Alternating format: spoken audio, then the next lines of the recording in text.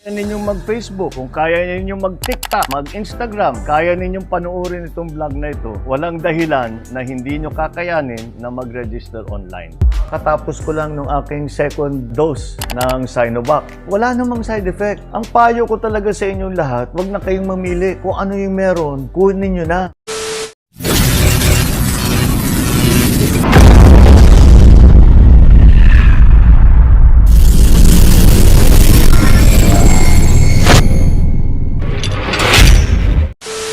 Do not vote for Pacquiao because he is a liar. Now, itong sa Department of Education, they are leaning on just go back to face yung eskwela. They want normalcy in the running of the education of the young. Sang-ayon ako, wala akong problema. Whatever is convenient o comfortable para sa mga bata, nandoon ako. Kaya lang, there is a monkey wrench in that government machinery. Huminto kasi, ang monkey wrench niyan is the COVID-19D. Ngayon lang yan lumabas at lumagalap na doon sa Great Britain pati India, at hindi malayo baka dadating dito sa atin. Ganito ang travel ng, that is the how the democratic democratic countries are just open, pero itong mga iba controlled. Yung tayo, we are forced to institute stricter measures. Kasi nga, kung ang mga bata nandyan, baka mahawa at saka dadating itong sinabi mas aggressive and more fatal than COVID-19 yung mother niya. Ako naman, naghingi ng patawad sa inyong lahat, sa mga nanay, tatay, kasi delayed ang edukasyon ng mga bata. Patawarin lang po ninyo ako kasi hindi ko talaga kayang magbigay ng pahintulot na pwede na silang normal sa eskwelahan. Kasi kung magkadisgrasyahan, buhay ito. Ang nito, is delayed lang ang edukasyon ng bata, pero it will normalize one of these days. But I cannot gamble, I said, with the life of our children. Mahirap yan, kasi ako ang mananagot sa lahat ng problema sa Pilipinas. Dito yan sa the buck stops here. Hindi na ako makaturo ng ibang tao na siya yun kasi hindi, ako yan Kaya sabi ko kay Secretary Brunes, hingi rin ako ng paumanin na I cannot allow yung face-to-face classes not until I get a clear picture of how this COVID-19 works on the health of other people. Tingnan natin yung let us see what develops in the other countries na meron na talagang ng epidemic with another hindi pa naman pandemic yan itong 19, how it will roll out sa buhay ng isang tao. So yun lang. Go ahead. Opo. Pero ito naman po ay dependent of course on your decision po, pero dahil frontliners din po mga teachers at kung magkakaroon nga po later on ay at least protektado yung mga nakapaligid sa mga estudyante. Nag-vaccine na rin po tayo sa DOST Pag-asa dahil gaya po ng ibang mga frontliners, come rain or shine, sila yung nagtatrabaho. And next slide. Sa National Printing Office po sa Quezon City po ginawa. Next slide. Sa TESDA po, no, dahil hanggang ngayon po, meron din tayo mga TESDA trainings na pinapatuloy dahil habang nawawalan po ng hanap buhay ilang mga ating mga kababayan, ang TESDA po nagbibigay ng skills training para makapag-pursue sila ng alternative livelihoods. Next slide. So yun lang po, at we will update you po kung ano pa yung mga bagong mga symbolic vaccinations na gagawin natin. Pero lahat po yan in-schedule with a message, no, na lahat po talaga ng mga naghahanap buhay ay kinakailangan biglang ng proteksyon dahil sa bakuna po pwedeng mas mabuksan pa sa malaking bahagi ng ating ekonomiya. So kanina po sa press briefing ay inanunsyo ko rin po yung pinaalam ko naman po sa inyo, no, yung sa position ninyo tungkol dun sa BARM transition. At ngayon lang po kasi nagte-text kanina si pareho po nating kaibigan na si Carol Arguelles at sinabi ko nga po na may pros and cons yung extending the transition, but you have decided to be neutral and leave it to Congress, no, to make the decision kung i-extend po yun. So yun lang naman po yung mga pinaka-urgent at pinarating ko rin po sa ating mga kababayan yung inanunsyo nyo rin po last Thursday na after the meeting po with BARM, gusto nyo sanang pumunta doon sa labi ni dating Presidente Aquino, but you were told na yung urn po ay wala na sa himlayang Pilipino at nadala na sa private residence ng mga Aquino, kaya hindi na po kayo nakatuloy. Yun lang po. Salamat, Ari. Now, I would like to, because I think that most of the viewers now, almost itong problema dito is just 1/3. The 2/3 is the rest of the Philippines. They're interested to know how soon can they get the vaccine in sufficient number so that they will be vaccinated. Naghihintay sila kasi binibigyan lang kulang 1,000 lang, and they are complaining that there are still people lining up wanting to get the vaccine for their protection. Malaman natin yan sa supply natin na nakuha, and the only person who can answer your question at this time would be Secretary Galvez. Secretary, ano bang sagutin mo yung mga local government? Just sa ngayon, sir, paangat na po yung ating mga supplies. This coming July, we are expecting to receive more or less 11 million to 13 million po, Mr. President. And then ang pinaka-main bulk ng ating supply will be coming po sa August po, Mr. President, kasi diyan po na po bubuhos po yung ating yung mga orders na 40 million from Pfizer and also Moderna. Sa ngayon po, kahapon nga po, nagsimula na po yung Moderna na mag-supply sa atin ng more or less 250, and then may dagdag silang another 100,000. And then ang po nila, ang kanilang promiso po sa atin is pag-angat po ng more or less before the end of the third quarter ay bubuhos na po yung mga volumes po natin. Sa ngayon po, nilalakad po namin ni Yusek Mark Hoben na magkaroon po ng mga early deliveries and also supplemented deliveries yung ating Sinovac at yung Pfizer. And we are very happy na yung Pfizer po nagbigay ng kahit na 500,000. So yun po ang ating mahal na Presidente. By August po, pwede po tayo magkaroon ng tinatawag nating i-open na po natin yung gates for the general public August or September po, sir, Mr. President. Thank you. May isa pa akong tanungin. Kanina naalaala ko, but I would talk about it next time. It concerns about vaccine and people. Yun nga ang hinihintay nila. What would be the number of vaccines in your hands na masabi mo na there is a comfortable number so that you'd be able to satisfy the vaccines in the provinces and cities outside of Metro Manila? Sir, sa ngayon po, sir, ang ating sa inventory, ang nagamit na po natin is more or less 10 million. Ang nasa inventory po natin, 6 million.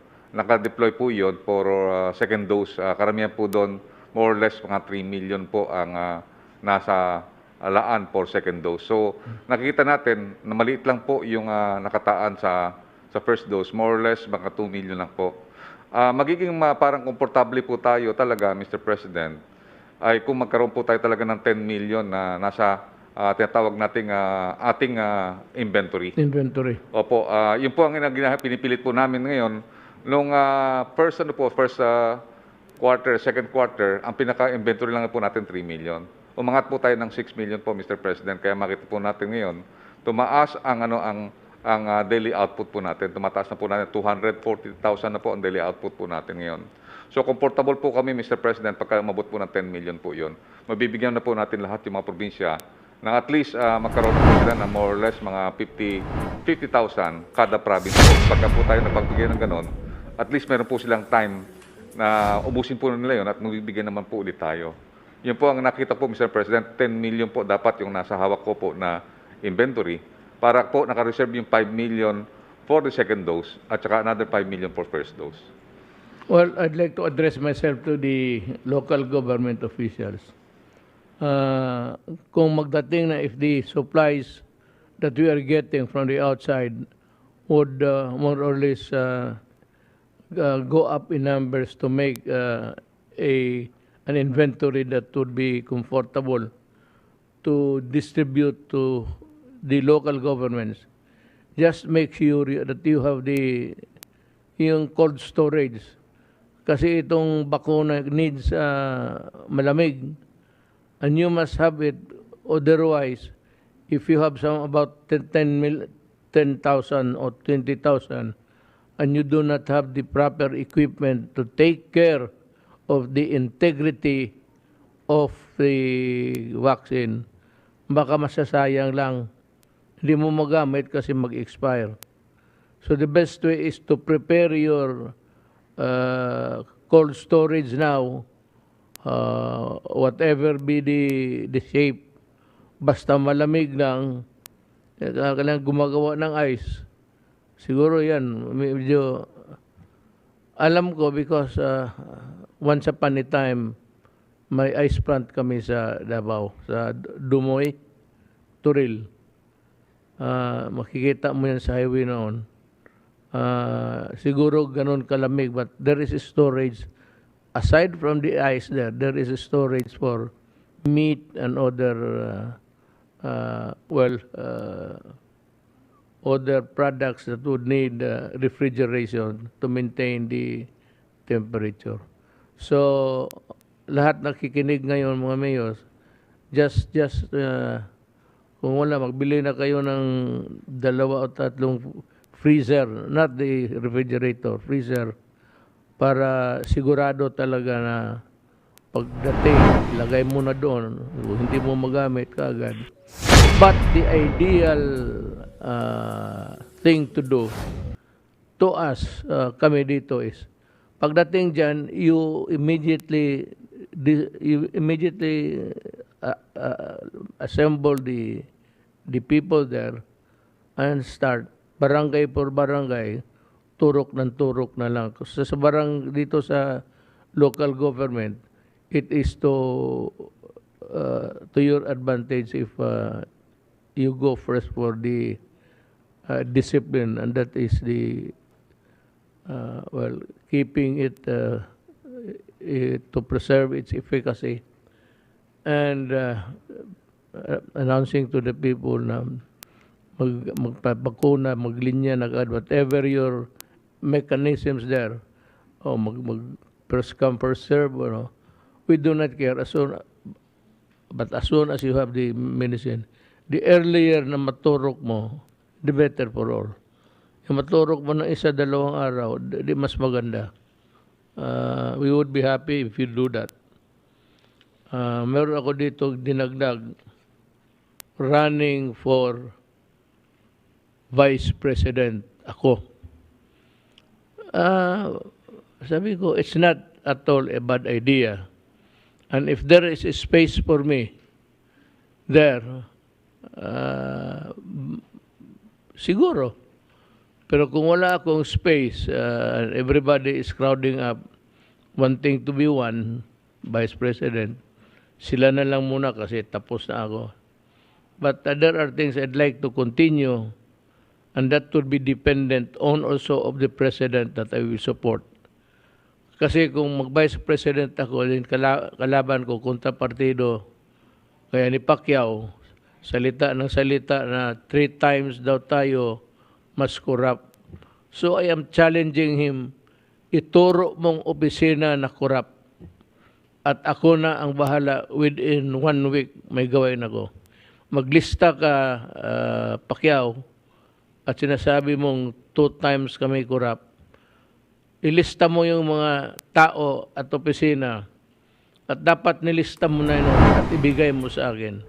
Di ba ang sabi ko noon, if you come to know that there is a corruption, let me know, give me the office and the...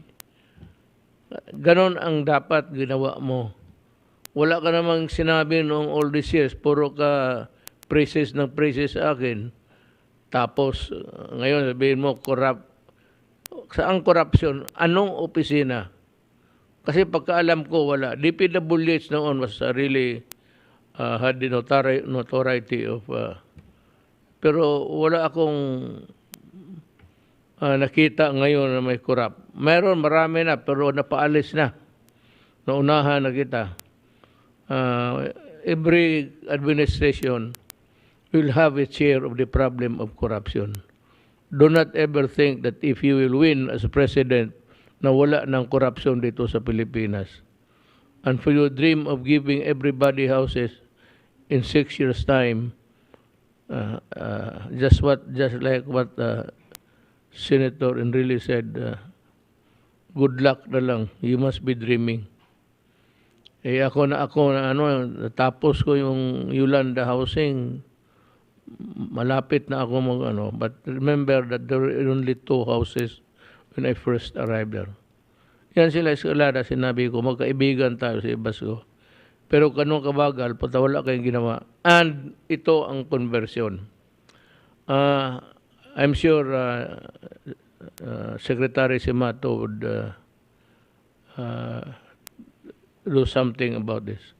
Yung conversion, yung mga forestal gawing agricultural, then from agricultural, i-convert mo into residential. It takes time, tapos sa opisina ni Roy Simato. If you can also tell the people there to stop this yung exercise nila duties of converting lands into residential, huwag nila masyadong patagalin. I think I said you can finish it in 3 days. Hindi naman kailangan, conversion lang yan eh. But hindi mo panahon Roy. Pero noon, it would take 2 years. And they are milking. Ngayon, itong si Pacquiao may nalaman siya na sabi niya, anong opisina at sino yun. You have the privilege of not being arrested when you say it inside the halls of Congress, because as a matter of privilege, you cannot be questioned anywhere. So, maghintay ako sa listahan mo at ang mga tao. Matagal naman tayo mga kaibigan, hanggang kahapon, isang araw ko lang, nagsabi na corruption. It's easy really to say. Hindi ko sinasabi walang corruption. Kaya nga ituro mo. Kasi yung lahat na tinuro ng iba, pinaalis ko na sa gobyerno. Kita mo yung pastillas. 43 immigration people were dismissed. 73 sa customs. Sa BIR wala masyado. Pero naghihintay ako. BIR mayroon rin.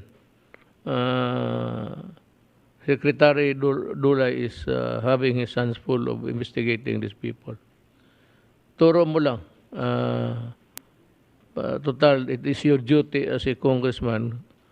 Go to Congress and start to talk. I am challenging you or else talagang sabi ng nila, totoo na mumulitika ka lang. With that, that goes for every Filipino. Baski saan kayo, no? Even in the provinces. If you think that meron dyan permit,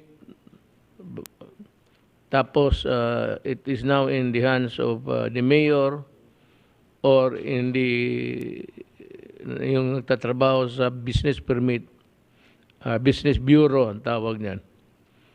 Kung nandyan, sabihin mo lang, kagaya ni Pacquiao. So, sabayanan ninyo si Pacquiao to expose all of this. Ayan, kasing you have a partner. I forgot my Tagalog there. You have a partner in this crusade. And join Pacquiao, sabayan ninyo, sabihin ninyo yung mga tao na kurap at anong opisina, and I will do something about it immediately. Lahat na nasumbong sa akin dito, either suspended na or nasa korte na, sa ombudsman or sa sandigan. And marami nang na-dismiss. Mag-abot ito ng 1,000 by the end of this year. We're studying of filing the cases in. Ang ombudsman is very efficient. I would like to thank the ombudsman, although as a matter of delicadeza, hindi ko talaga nakausap yan yung ombudsman natin. I do not want to talk to them. And I know even the justices. Kung maaari, ayaw kong makipagkwentuhan sa kanila. As a matter of principle, yan ang tinitingnan ko. So, Pacquiao, you are a congressman or senator now.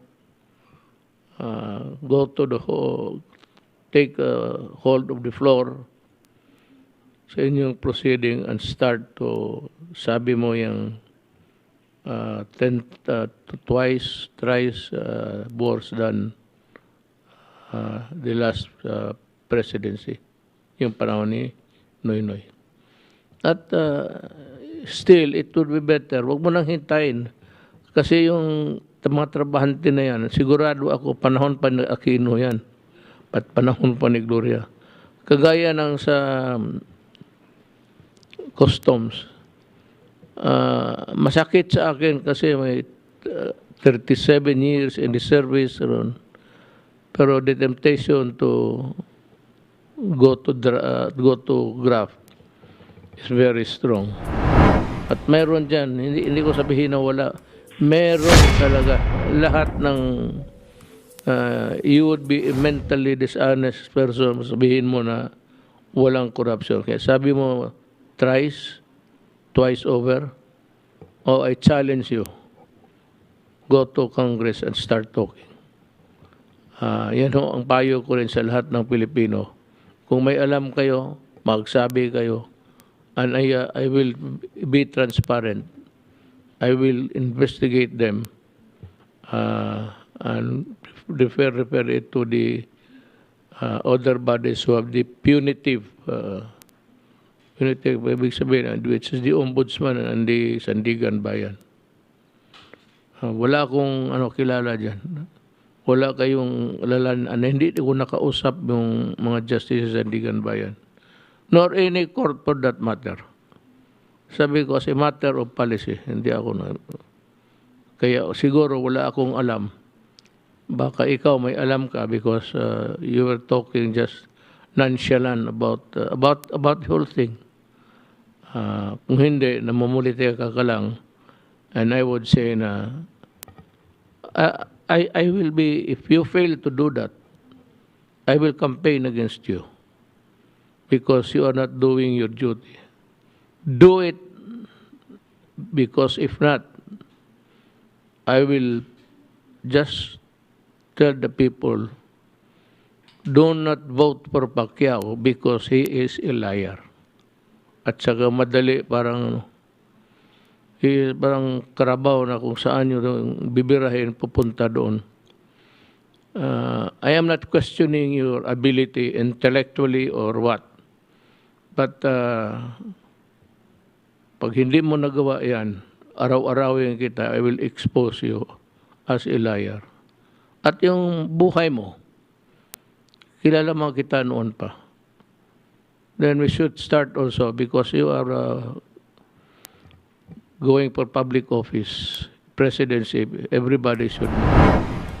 But ito, I put you on notice na isasabi ko lahat at kakalabanin kita panahon ng eleksyon. Pag hindi, I will just be another son of a bitch playing politics.